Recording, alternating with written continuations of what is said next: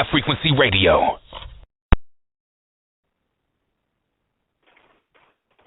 All right. We're back. High Frequency Radio's MOABITE Oasis. I'm going to share with you all an excerpt from Cristoforo Colombo's logs and from his letter to the executor, Louis de Saint-Angel.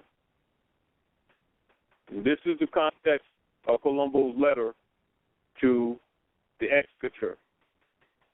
The eternal and almighty God, our Lord, it is who gives to all who walk in his way victory over things apparently impossible, and in this case singly so, because although these lands had been imagined and talked of before they were seen, most men listened incredulously to what was thought to be an isle or an idle tale.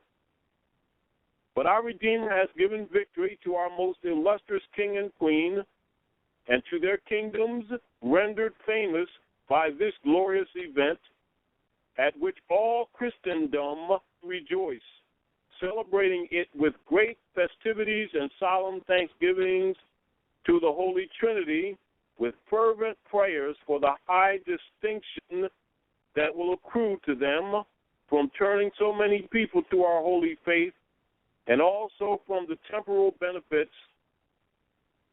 that not only Spain but all Christian nations will obtain.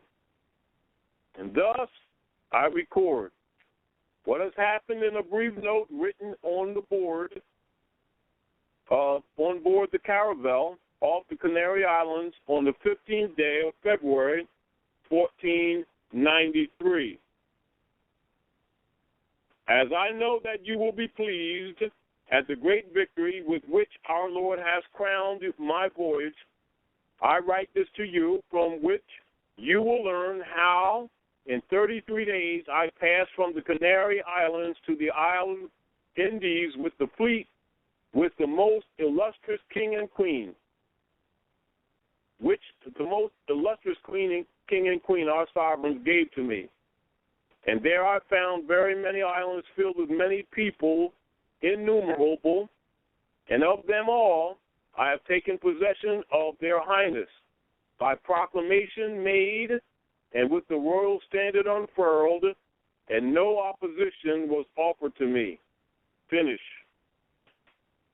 Now the following questions and answers are an excerpt taken from an 8th grader's test and used as a study sample from a final examination administered at Salinas, Kansas, North America, in the year 1895.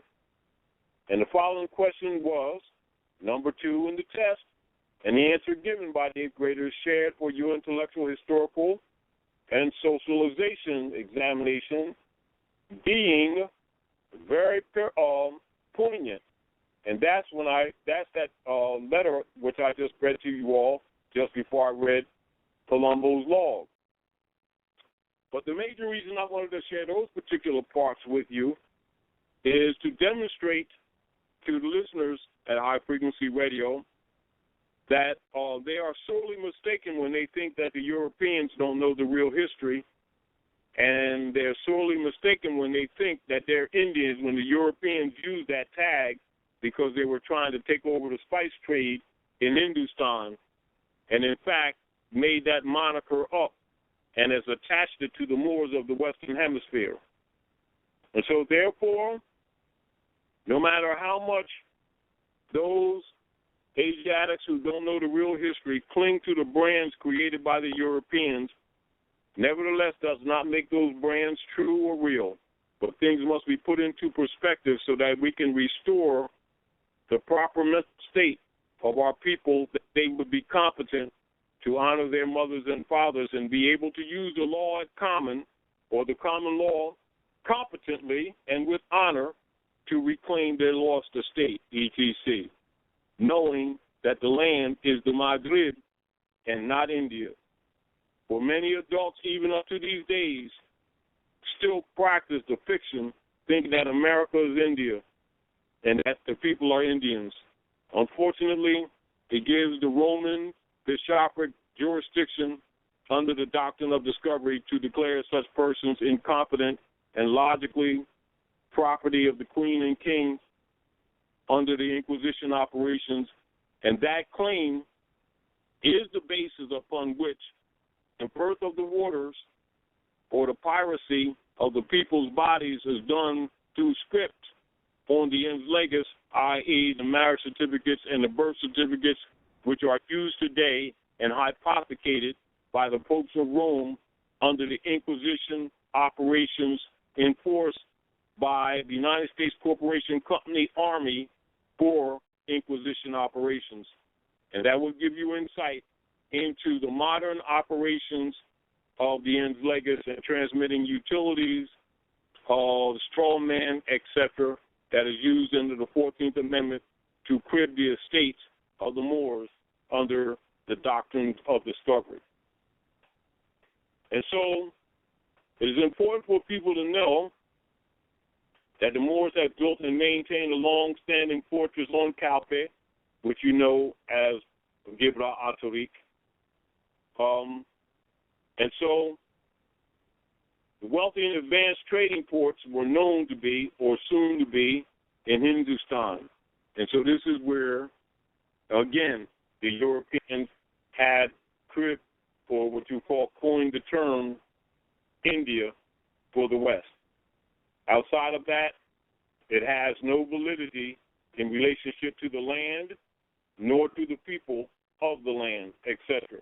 So when it is spoken of, it must be put in context and prescribed properly as it is for social engineering, but that it is in fact itself not valid, etc. And so the archipelago, of which Guanam, which is now known as San Salvador, is a part, constitutes a small part of what ancient lands. And those ancient lands, of which Guanahum is a part, which people know as San Salvador, is really a remaining territorial part of ancient Atlantis. And so you see we have a really illustrious and long history, and is also to demonstrate that all the history is not told at all. And so it's up to those who know to share some of this information with those who don't know, to give them keys or landmarks by which they can do more research and pull up more truths that have been buried by the Roman occupiers of the Western Hemisphere. And so, also, you can look at some of the eighth grade test of the little girl in Salinas, Kansas, etc., and even recognize that many of the people in the schools today in North America, even as far as higher graded schools, including college, have been denied some of the fundamental principles of education that's been applied to eighth graders in the 1800s. You will quickly find that out, etc. And so with a woman called Rebecca, understand that Rebecca is a cover name that was given to Mata Oka. And so Mata Oka, the potentess of the Powhatan Confederation, is rewritten in history as Pocahontas. So know the distinction between the de facto stories given by the Europeans and the truth of the history. And so the historical caveat can be looked at like this. So the stories about Pocahontas vary from the indigenous Moors or Aboriginal Moors, which are falsely called Indians and blacks, etc., and that stories as are presented by the conquering Europeans.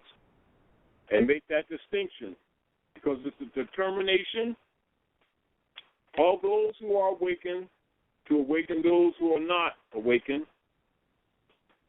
And so, what they have done to reconstruct the history, it is our duty to reconstruct that which was lost by taking the puzzles of history which they have hidden, and some which you must deduce by using reason, etc., deductive and inductive reasoning to make repairs to a nation that has suffered under Roman Inquisition operations, etc. So I thought that would be interesting to share that little bit. It's not the total, but it's a little bit from a woman called Rebecca to give some concept to the people. And also, it's also good to let the people know that there's also European historians, very few, who will openly give some of the true history. Another European writer, historian, who gives much of the Moorish history is David McRitchie. That's David McRitchie. M-A-C, capital R-I-T-C-H-I-E, David McRitchie. And this series of books is called Ancient and Modern Britons, Volume 1 and Volume 2. And it is necessary. Also, you will discover that many Europeans, although most Europeans have been a beneficiary of the Inquisition operations, there are also many Europeans, although few, who will tell the truth about the history. David McRitchie is one of them. Also, you will discover the book is difficult to find for many people because they semi-banned it, which is, you can kind of understand that. And just as an example, I'll just read a couple paragraphs from his chapter 1 in David McRitchie's Ancient and Modern Britons, Volume 2. Chapter 1. If it is not yet too late in the day to look up the antecedents of the famous Galloway Pict, Billy Marshall, the results obtained from such a research would also certainly repay the trouble of obtaining them. He is introduced by several modern writers, though he was really of the antique world, not only because of his way of living, but literally so on account of his great age. For although he lived on almost to the close to the last century, his birth is placed as far back as the year 1671. And this fact, therefore, gives him a great value. For like the other true gypsies, he clung tenaciously to all of the customs of his forefathers as far as times would let him. Then Billy Marshall, we have a representative of the Galloway Pict of the 17th century. Without attempting anything that can be dignified by the name of research, let us see what some of these modern writers say of him. Of these, none has a better right to first word than Scott. And this is what he tells us of the Galloway chief. That potentate was himself deserving of notice from the following peculiarities. He was born in the parish of Kirkmichael about the year 1671. And as he died at Kirkwright, 23rd November 1792, he must then have been in the 120th year of his age. It cannot be said that this unusually long lease of existence was noted by any particular excellence of conduct or habits of life.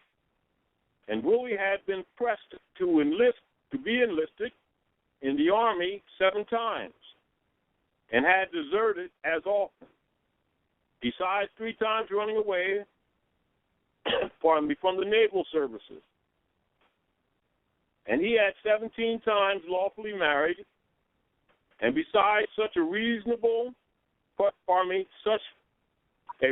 large share of matrimonial comforts was after his 100th year the avowed father of 4 children by less legitimate affections, and he is sustained in his extreme old age by a passion or pension from the present Earl of Selkirk's grandfather. Will Marshall is buried at Kirkwoodbright Church, where his monument still shown, decorated with escutcheon suitably blazoned with 2 tucks, horns, and 2 cutty spoons. And beyond giving the details of one of his many robberies, and stating in his consort, Flora was finally banished to New England, where she never returned. Scott does not say more about Billy Marshall. The compilers of the annual registrar of 1792 thought that his death was worthy of notice as one of the principal occurrences of that year, and this is the entry. December 21, lately died at Kirkwoodbright in Scotland, aged 120, William Marshall Tinker. He was a native of the parish of Kirkmichael in the Shire of Ayr. He retained his senses almost to the last hour of his life, and remembered distinctly to have seen King William's fleet when on their way to Ireland, riding at anchor at the Solway Frith, close by the bay of Kirkwoodbright, and the transports lying in the harbor. And he was present at the siege of Derry, where, having lost his uncle, who had commanded a king's frigate, he returned home, enlisted into the Dutch service, and went to Holland, and soon after came back to his native country. He was buried at the churchyard at Kirkwoodbright, and a great concourse of people of all ranks attended his funeral and paid due respect to his astonishing age, and the Countess of Selkirk, who, for the course of years, had literally contributed to his support, on this occasion discharged the expense at his funeral. Now, an extract had already been made from the sketch given to us by the author of Gallovidian Encyclopedia, Mir Suif, Sioux, but it will be well to quote the whole account, as it is that of the Galloway man. So Billy Marshall, the famous Gallovidian gypsy or tinkerer, he was of the family of Marshalls who had been tinkerers in the south of Scotland, time out of mind. He was a short, thick-set little fellow with dark, quick eyes, and being a good boxer, he's famous as a quarterstaff and soon became eminent in his corps. And having done some wonderful trick by which he got clear of, he was advanced to be chief of the most important tribe of the vagabonds that ever marauded the country. And the following was that trick. He and his gang being in the neighborhood of Glasgow, when there was a great fair to be held in it, himself and 2 or 3 more of his stamp, having painted their faces with teal, they went to the fair and enlisted, getting each so much cash. And they then deserted to their crew in the wild mountains glens, leaving the soldiers without a single cue or clue whereby to find them. For all, Billy once really took to join the army and went to the wars in Flanders. But one day he accosted his commanding officer, who was a Galloway gentleman, this way: "Sir, hey ye, only one word sent to ye, friends in Scotland a present?" "What by that?" returned the officer. "Is there any person going home?" "Aye," continued Billy, "Conville Hill fair is just at hand, and he'd never been absent free, and since Shanks but carry me it now, nor do I intend to let this year be the first. The officer, knowing his nature, knew it would be vain to try to keep him in the ranks, so bade him to tell his father and friends how he was, and he also gave him a note to take to his sweetheart. And so Marshall departed, was at Kenton Hill, fare accordingly, and ever after that paid much respect to the family of McCullough and Ardell, etc. And that's just a little bit of history given from David McRitchie, etc. But what it does, it leads into the Picts and the Danes, etc., in Europe, etc. And you will find that the Picts and the Danes and the Celts are Moors, etc. And so when you're looking at the history, you got to look at the world history. You cannot be contained within just the territories of the North, Central, South, Almanac, and in Kivalon, Africa, etc. And also know when you're looking at history from the Europeans' pseudonyms that they have created, that the word gypsy was actually a term actually created by Europeans given to Egyptians who were actually ran out after European colonialism. And so whereas you see many Europeans claim to be gypsies today, know that the word gypsy is actually derivative of Egypt, etc. And so when they refer to gypsies prior to modern reconstructed history, it only applied to Asiatic Africans, etc. And so that's another advantage of having some of the history records of the 1700s and the 1600s from some European writers that have not been contaminated with modern reconstruction, particularly that has taken place at North America, etc. And so I think that sharing a little bit of a woman called Rebecca, taking in a little anecdotes from the scripts of ancient and modern Britons, etc.,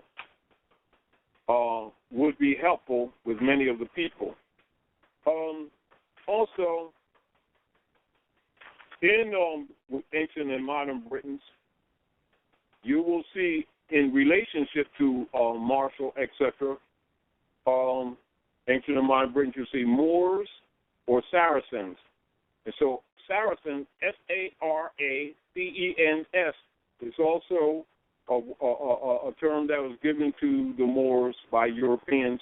And so when you're looking at Moorish history in Europe, they're referred to as Moors and Saracens, etc. And so it would be tedious and difficult to ferret out the more modern examples of the seafaring gypsy, quote unquote, which is really Egyptian, etc. But such types must have been more and more numerous by farther ones going back in time. Alan McRory, the black-skinned Hebridean pirate of the 15th century. So also he's referred to as Hebridean. And so this is where you go referring to the Hebrew for those amongst the Africans who had crossed the rivers in the earlier days.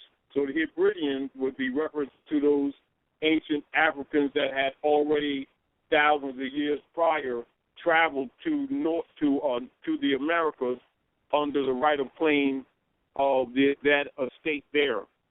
So that name is given to those who crossed the river, Hebrideans, or what you call the Hebrews, etc. So as you can see, the perspectives that are given to a lot of names and words that are used today do not change to the meanings that are presented to them in these days, which means most of the definitions that are given to names and words that are used in North America in these days, when taken back to the source of their original writings, have a totally different original meaning and designation. This is another reason from a political motivation perspective as to why the Europeans have spent so much time burning books and also suppressing certain literature, because logically when you go into the older literature of the 1700s, 1700s, things are absolutely in a totally different perspective, and it certainly would cause any scholar to immediately question the motive of the modern-day scholars and writers and transliterators, as it would become quite apparent that they are deliberately altering history, deliberately altering words, and have deliberately created what is known as connotative linguistics in order to add sociologically intended or directive meanings to words that have no true origin with the word, in order to cause miseducation and miscomprehension. And so, again, as Brother Paul Savage said earlier today, we're suffering from mental slavery, and that has much to do with it. And so for the few books that may be available to the people today that do have more ancient origin and has not been destroyed or minimally corrupted, it is well that the people have access to it and to that such literature, as it would make it quite easier to instruct them in their true history and thus begin to liberate them out of the mental servitude that we all suffer from in these days, and also would give you a very solid foundation on comprehending and understanding why Noble Drawley said to the Moors of the North, if you don't do anything else, declare your nationality. The interesting thing that I discover as I do research in history and world history and culture, you begin to immediately see why that is so necessary, etc. For the people have no idea how far away they are actually from themselves. And so, again, this is another well-recommended piece of literature for all scholars, but particularly for conscious Moors, that would help you much in your work of liberating the mental perfidy that our family members are suffering from. And so that's Ancient and Modern Britons, Volume 1 and Volume 2, from David McRitchie, etc. I also want to share something else with you all that I think is of interest. Now, when we talk about logically the modern-day politics and the things that occur that cause injury to the people, very often we're not totally aware of the long-reaching effects or of the fact that much of the legislation that may take place in these days under the vanguard of the Congress doing business as and for the United States Corporation Company, and I'm making reference to the 103rd Congress under the Congressional Records of 1993 to 1994. I just want to share a little bit of information that is found therein, and I think that a lot of people can use this information in relationship to both birthright and in also all commercial activity in relationship to accepting for value, etc. And this is in Chapter 48 of the Joint Resolution of the Act of Congress, 73rd Congress, Session 1, Chapters 46 to 48. I want to take Chapter 48 of June the 5th, the 3rd, and the 5th of 1933, because I find this is quite interesting, and at the same time should be quite useful to those who are up on commercial activities, etc. to assure uniform value to the coins and currencies of the United States. Whereas, this is June the 5th, House Joint Resolution 192, and Public Resolution number 10. That's the uniform value of coins and currencies preamble. So to assure uniform value to the coins and currencies of the United States, whereas holding of our dealing in gold affects the public interest and are therefore subject to proper regulation and restriction, and whereas the existing emergency has disclosed that provisions of the obligations which purport to give the obligee a right to require payment in gold or a particular kind of coin or currency of the United States or in an account of money of the United States measured thereby obstruct the power of the Congress to regulate the value of the money of the United States and are inconsistent with the desired policy of the Congress to maintain at all times the equal power of every dollar coined or issued by the United States in the markets and in the payment of debts. Now, therefore, be it resolved by the Senate and the House of Representatives of the United States of America in Congress assembled that every provision contained in or made with respect to any obligation which purports to give the obligee a right to require payment in gold or a particular kind of coin or currency or in an amount in money of the United States measured thereby is declared to be against public policy. And no such provision shall be contained in or made with respect to any obligation hereafter incurred. And every obligation heretofore or hereafter incurred, whether or not any such provision is contained therein or made with respect thereto, shall be discharged upon payment, dollar for dollar, in any coin or currency which at the time of payment is legal tender for public and private debts. And any such provision contained in any law authorizing obligations to be issued by our authority, by or under authority of the United States, is hereby repealed. But the repeal of any such provision shall not invalidate any other provision or authority contained in such law.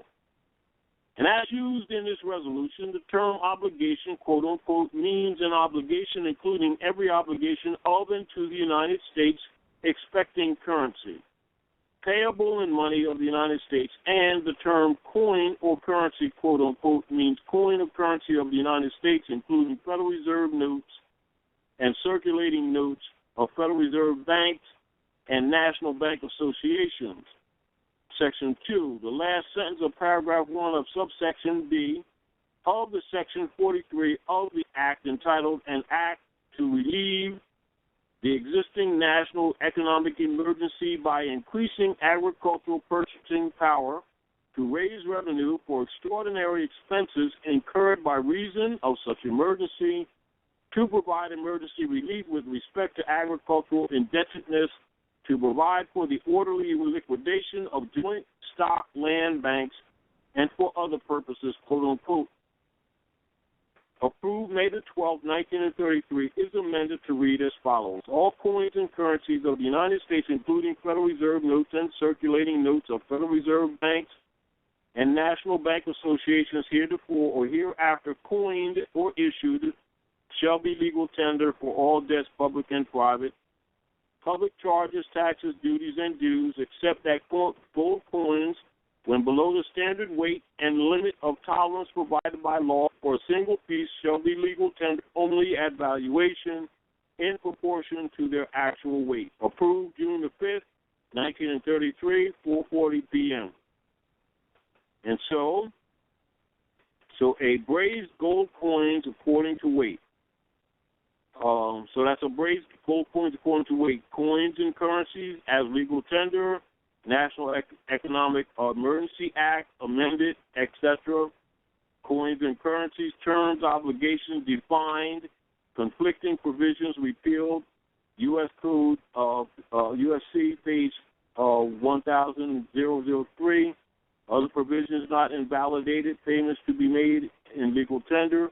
No future obligation is to be expressed. Clauses and obligations requiring gold, etc. Payments declared contrary to public policy. And so, as you can see, much of this preamble, or this Chapter 48, can certainly be used as a reference point for all of those of the people who need some clarification and some support in their argument in relationship to accepting for value and discharging debts, etc., in relationship to the law. And that would be Chapter 48 of House Joint Resolution 192, 73rd Congress, First Session, Chapter 46 to 48, June of 3rd and the 5th of 1933. So don't fail to get or to research that and to read that thoroughly, because it is very important, because what they're telling you essentially is in relationship to them going off the gold standard, but then at the same time recognizing that they had no authority to do so. And when you look at that, that's when you also recognize the right of discharge, etc., in relationship to the commercial paper. And thus, out of that, those actions, which are reflective of what took place in 1871, although they're not speaking of it directly in this chapter of 48, it also shows you the nature, of the ruling that came down later with the Clearfield Doctrine and what the basis of the Clearfield Doctrine is in relationship to Chapter 48 of House Joint Resolution 192, and logically its relationship to that secret meeting that took place with them enforcing the feudal law operations into the Western Hemisphere during 1871, etc. So I think that was interesting. And, of course, that would be quite helpful to any Moorish Americans and any other conscious people who may be recognizing their right to discharge by law and document it, etc. Let me see. I want to read a little bit of other stuff on House Joint Resolution. This is the Congressional Records 1 on 23rd Congress, etc. Let's see.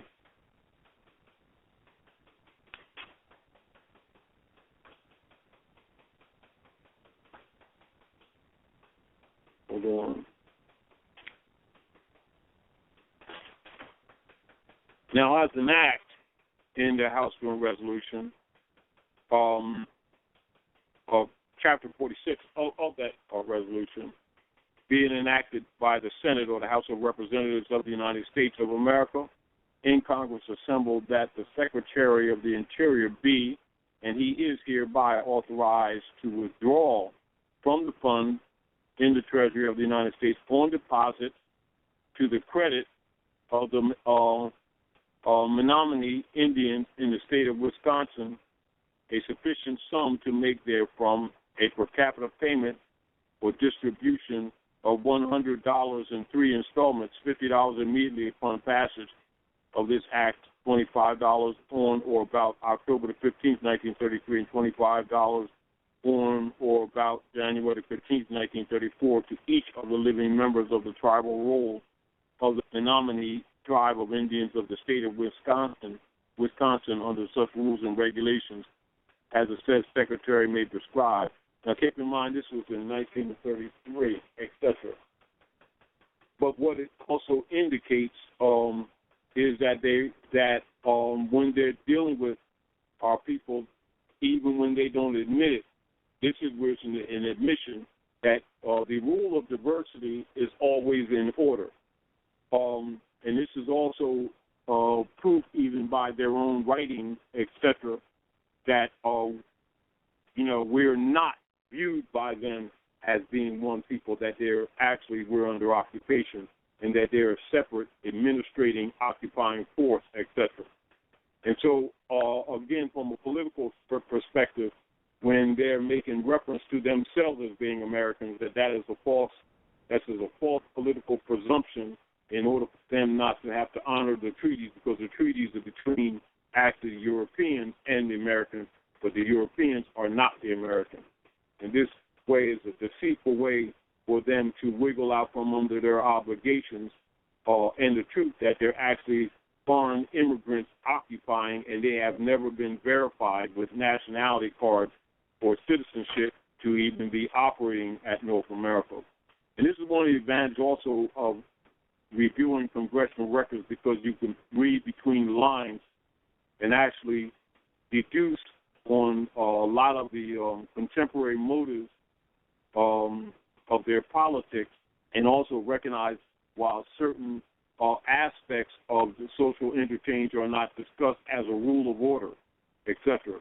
Nevertheless, it's the duty of conscious Moors to bring out these little inconsistencies and also to dig up the records and pull out these little snippets of information to dispense the misconceptions that we are very well aware that exist amongst our people in relationship to their misconceptions about the true history and logically about their lost estate that they don't know they even have, etc.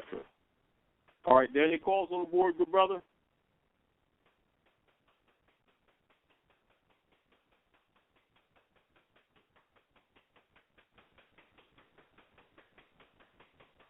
All right, we'll continue.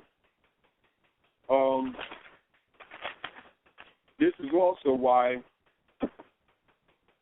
in other dispensations that you've seen me do things such as a reversioner, etc., knowing of the feudal law operations that they've instituted under false pretexts. This is really funny. And it's actually crudely disorderly, but it's funny, humorous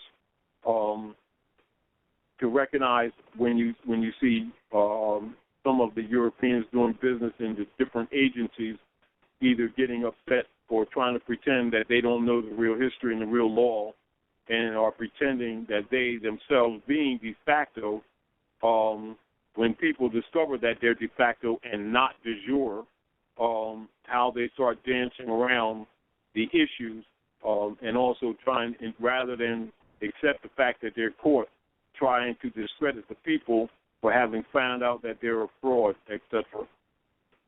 So I think that pulling the woman called Rebecca together a little bit, giving a little bit out of ancient and modern Britons, etc., to the people, and then going to the congressional records, particularly with House Joint Resolution 192, 103rd Congress, will, for those who are among you who are adeptus and erudite in scholarly research, you can see the correlations, etc., and recognize that the policies that are made in these days and legislated in these days are actually based on these people actually knowing the real history. This is another reason why so many of the things that appear to be in conflict with the interests of the people, because the rulers are careful not to unwind their own frauds. For if they would legislate according to moral and ethical and factual principles, logically, the first thing they would have to do is step down off those seats that they shouldn't even have, because they don't even have nationality cards. They don't have any citizenship identification to even be doing business in North America. And by the rule of order, they should be actually deported. And the few of honor that may be accepted with citizenship would have to publicly declare loyalty to the American Constitution, which came from Muslim law, etc., and stop exercising their de facto operations of feudal law subversion under the democracy order set forth at to Congress in 1933, etc. And logically, one thing uncovers other parts of the history, and of course the corruption game would be heavily interrupted. Interesting. So I think it's to our advantage to go into history, go into the congressional records, etc., and pull this stuff up in order to begin to liberate our people on multiple fronts. And so one of the things that I'd also done in relationship to the corporate entity representatives, etc., as an entry when making a response to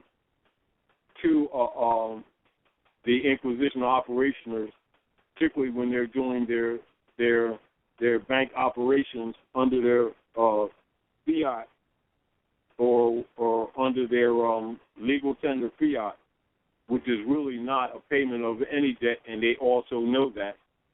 And this is why I refer to them as, a respondent, etc., and take the living person's name and always put it in front of the corporate entity that they're doing business as. And always, present yourself from an ex relation position to the straw name with the corporate entity, and then make sure that you're standing in front as the heir or representative of your estate as a natural person, indigene, in propria persona, and not pro se, non-domestic and non-subject, being, more and more to American Aboriginal and natural people of the organic land, the North Gate, having the status, Aboriginal descendant of the ancient ones, Moabites, Moors, Northwest of Mexico, Northwest Africa, North America, freehold by birthright and inheritance, and primogeniture status. And then, of course, the venue would be Societas Republica Al-Morocanos, Moorish National Republic, Federal Government, United States Republic de jure, Constitution, Treaties, Article 3, Section 2, Articles 4, Article 6, International Law, Rights of Indigenous People, General Assembly, and the continental territorial jurisdiction, Northwest of Mexico, Northwest Africa, North America, geographical locations, the organic lands of the Western Hemisphere, Al-Moroccan, Americana, and not a subject, not foreign, not artificial, not corporate, fictional, not non-U.S. citizen, created on paper, etc., setting forth the truth of the status, though wordy, and then beginning to address the European operatives under their feudal operations, whether it's a mortgage company or loan company, etc. And logically, this is also why when they're issuing claims under their false tolerable authority, they will send instruments that are unsigned or unidentified, notices of default and elections to sell under deed of trust, things like that you often see that they do. But also remind, when you go back at them in your response, remind them that they failed to put the check in the mail when they send you these other things, because what they're doing is they're administrating the trust, etc., knowingly, and they're assuming that the people, having been miseducated, are not aware that that's actually what they're doing. So whenever they're making correspondence through the mail with people in relationship to properties, homes, mortgages, etc., understand they're always talking about trust. And the trust is in relationship to the estate. That is your own, etc., except they won't address you directly. They'll address the estate by giving it all capital letter under the name, corporation name, etc., and then turn around, and then when you try to claim that that's you, which is not, it's really the estate, but yet you don't talk to the estate, then they try to declare the respondent as being incompetent. And then, of course, the corporate state with their fraud works with them, and then they steal the properties, talking about it as an abandoned estate, etc. And this is pretty much how they've been operating, just in a thumbnail sketch. It can be a little bit more complex, but basically, that's basically what they've been doing. And the bankers have been doing it through their banks, etc. And logically, find out that this is the crap they've been pulling, you understand why it's important for these people to be in their proper person, and also for them to likewise, in accord with House Bill Resolution 192, start discharging the alleged claim of debt that really don't exist in the concept that they have been presented to the people. So again,